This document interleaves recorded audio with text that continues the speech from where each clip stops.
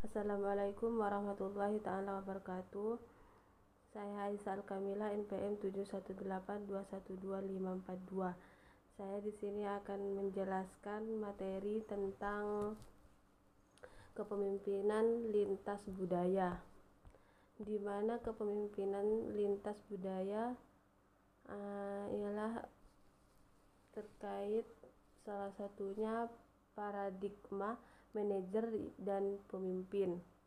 Beberapa percaya bahwa pemimpin dilahirkan sementara manajer dapat dibentuk. Manajer mungkin memberi kepemimpinan dan pemimpin bisa melakukan fungsi manajemen, tetapi manajer tidak melakukan fungsi unik dari pemimpin. Manajer seringkali fokus pada pencapaian tujuan dengan menguasai banyak informasi dan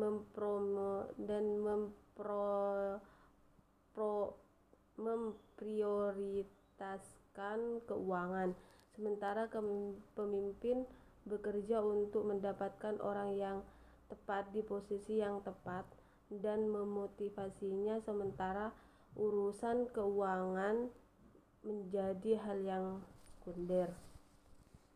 Manajer adalah orang yang bertanggung jawab atas keberhasilan organisasi yang dipimpinnya. Kepemimpinan adalah proses mempengaruhi orang agar secara langsung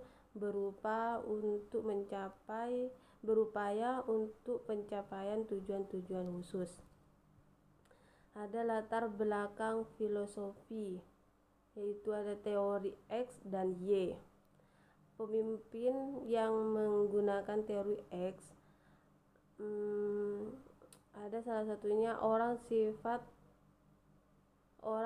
alaminya tidak suka bekerja dan menghindarinya bila memungkinkan.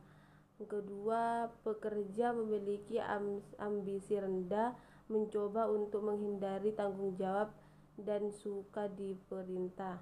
Yang ketiga, kebutuhan utama pekerja adalah keselamatan kerja. Yang keempat, agar mereka mencapai sasaran organisasi perlu digunakan paksaan atau mengendalikan dan memperlakukan hukuman. Dan yang kedua adalah pemimpin yang menggunakan teori Y, yaitu usaha yang dikeluarkan secara fisik dan mental bekerja adalah alami pada semua orang sebagaimana istirahat dan bermain. Kedua, pengendalian eksternal dan hukuman bukan merupakan cara agar orang bekerja memenuhi sasaran organisasi. Orang melaksanakan usaha pencapaian tujuan karena adanya dorongan dari dalam diri mereka sendiri. Yang ketiga, komitmen untuk mencapai tujuan ditentukan oleh reward dan hasil usahanya.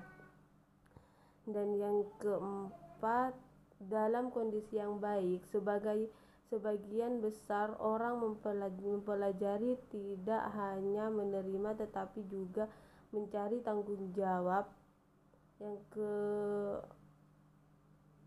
kelima, kapasitas bekerja secara efektif berkaitan dengan tingginya tingkat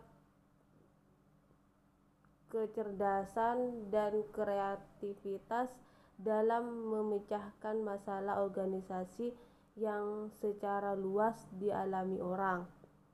Yang selanjutnya, yang terakhir, dalam kondisi kehidupan industri modern, potensi intelektual orang hanya dimanfaatkan sebagian saja. Selanjutnya, kepemimpinan otoriter. Kepemimpinan otoriter adalah penerapan perilaku kerja terpusat atau work culture yang dirancang untuk mencapai tugas-tugas. Kepemimpinan paternalistik atau menggabungkan perilaku yang berorientasi pada kerja terpusat dengan perhatian terhadap perlindungan kerja. Gaya kepemimpinan yang dapat dinyatakan kerja keras, maka perusahaan akan peduli padamu. Selanjutnya kemudian partisipatif atau menggunakan kedua pendekatan yang berorientasi pada kerja terpusat dan pada orang atau memperhatikan orang. Gaya kepemimpinan partisipatif mendorong pekerja agar aktif mengontrol kerja mereka sendiri. Selanjutnya kepemimpinan paternalistik lebih diidentikan dengan kepemimpinan yang kebapakan dengan sifat-sifat sebagai berikut. Yang pertama, menganggap bawahan sebagai manusia yang tidak atau belum dewasa atau anak sendiri yang perlu dikembangkan. Yang kedua, bersikap terlalu melindung. Dan yang ketiga, jarang memberikan kesempatan bahwa untuk berinisiatif maupun mengambil keputusan sendiri. Yang keempat, tidak memberikan kesempatan bawahan mengembangkan imajinasi kreativitas. Yang kelima, selalu bersikap maha tahu dan maha benar, sedangkan dengan paternalistik selain terhadap sikap overprotective atau terlalu melindungi dan disertai kasih sayang yang berlebihan. Kepemimpinan Eropa, kepemimpinan cenderung bersifat lebih partisipatif. Keyakinan kuat dalam hal nilai penghargaan eksternal atau gaji asuransi di beberapa negara. Manajer tingkat yang lebih tinggi cenderung mengekspresikan nilai-nilai yang lebih demokratis daripada manajer dengan tingkat yang lebih rendah. Lanjutan Skandinavia dan Inggris, kepemimpinan cenderung menggunakan kepemimpinan gaya partisipatif. Mereka lebih memilih mendelegasikan wewenang dan membiarkan pengambilan keputusan banyak ditangani manajer menengah dan tingkat yang lebih rendah. Prancis dan Jerman, pemimpin lebih bersifat otoriter dan terpusat. Keputusan dan strategi keputusan lebih banyak ditentukan manajer tingkat atas.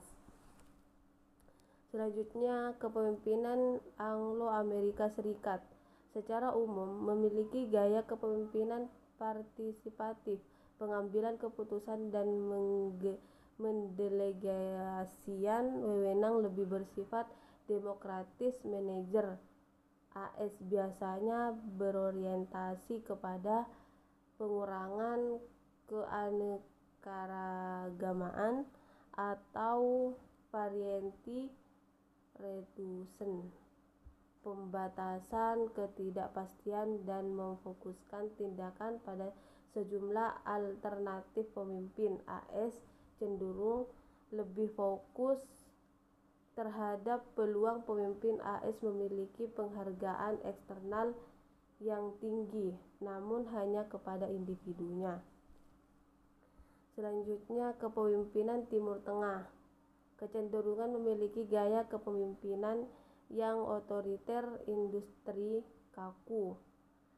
Kepemimpinan sering memberikan arahan dalam setiap operasi, mengerjakan keputusan diambil pada tingkat manajemen bertingkat tertinggi.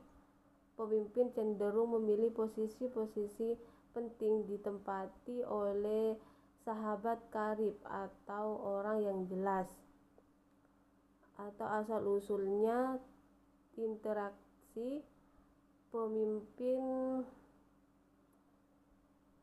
pemimpin dan manajer menengah serta bawahan banyak dipengaruhi oleh status sosial, kekuasaan, dan pengaruh kekeluargaan. Pemimpin cenderung enggan mengambil risiko tinggi. Selanjutnya, kepemimpinan Amerika latihan secara umum dipengaruhi oleh nilai-nilai tradisional leluhur dan bersifat otoriter. Semakin maju dan berkembang perekonomiannya, biasanya gaya kepemimpinan bergerak ke arah partisipatif. Pemimpin lebih menguasai banyak informasi dan hanya berbagai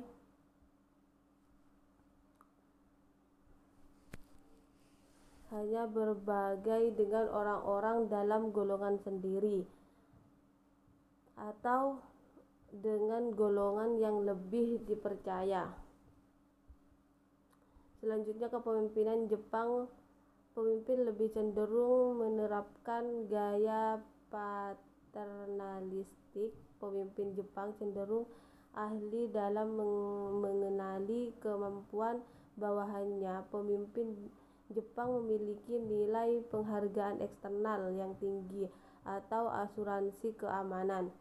Pemimpin Jepang menempatkan penekanan kuat pada tujuan-tujuan yang ambigu. Pekerjaan manajer diutamakan adalah untuk menjaga keharmonisan, bukan menjadi seorang ahli teknis. Cenderung lebih berfokus pada masalah-masalah yang sangat berat.